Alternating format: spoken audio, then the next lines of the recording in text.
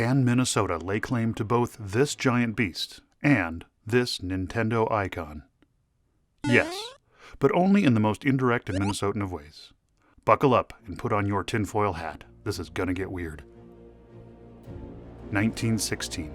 This guy, Florida-born Marion C. Cooper, gets a job as a reporter at the Minneapolis Daily News. There he meets this guy, Brainerd-born reporter Delos Wheeler Lovelace. Cooper departs after only 6 months and goes on to become a decorated war hero for 2 different countries, a pilot, a global adventurer, and a filmmaker. 1917. Delos Lovelace meets this gal, Mankato-born Maud Palmer Hart, also a staff writer at the newspaper, and they marry on Thanksgiving Day that same year. However, Delos ships off to fight in World War I. After the war, the couple divides their time between Minneapolis and New York for several years. Maud Hart Lovelace becomes the famous writer of these books, the much-beloved Betsy Tacy children's book series, which are set in the fictional town of Deep Valley, Minnesota. 1929. Cooper, now a filmmaker, has a dream about a giant gorilla terrorizing New York City. When he wakes, he writes it down, determined that it would be his next film. January 1931. This couple gives birth to their only child, a daughter. This gal, Marion Lovelace, is named after Marion Cooper, who also becomes her godfather. 1932. Cooper has been working hard to create King Kong as a film at RKO. Listen, I'm going out and make the greatest picture in the world, something that nobody's ever seen or heard of. You'll have to think up a lot of new adjectives when I come back. He hires famed English novelist Edgar Wallace to write the story. Cooper is so eager to leverage Wallace's fame that he gives him shared credit on the King Kong idea. However, only a month after delivering his first draft, Wallace dies. 2 writers finish the movie script, but Cooper also needs a novelization of the story to create buzz for his big picture. So Cooper turns to his old friend Delos Lovelace to write this book. Lovelace was paid $600, decent money during the Great Depression, though he didn't get ownership, copyright, or royalties. The book is released in late 1932.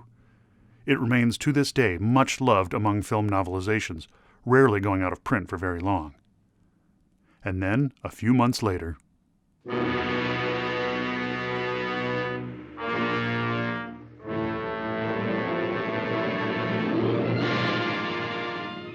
April 1933.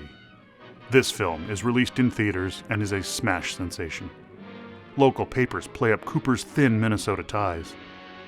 Lovelace and his novelization are never mentioned in the local press. 1975. An attempt to remake King Kong triggers a lawsuit by Universal over infringement of a verbal exclusive rights agreement. During the legal battle, it is discovered that, because Lovelace's novelization was published under the antiquated Copyright Act of 1909, which required copyright holders to renew their rights manually after 28 years, and because those rights were not renewed, the book and its contents had technically already entered the public domain some 15 years earlier, and nobody had noticed. Legal wrangling continues, but effectively the King Kong character and story belong to the world. July 1981. Nintendo releases this video game.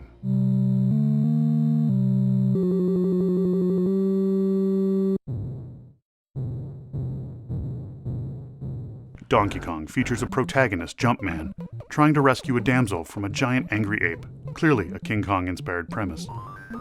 The following June, Universal sues Nintendo, asserting broad rights, and Nintendo countersues, alleging wrongful interference.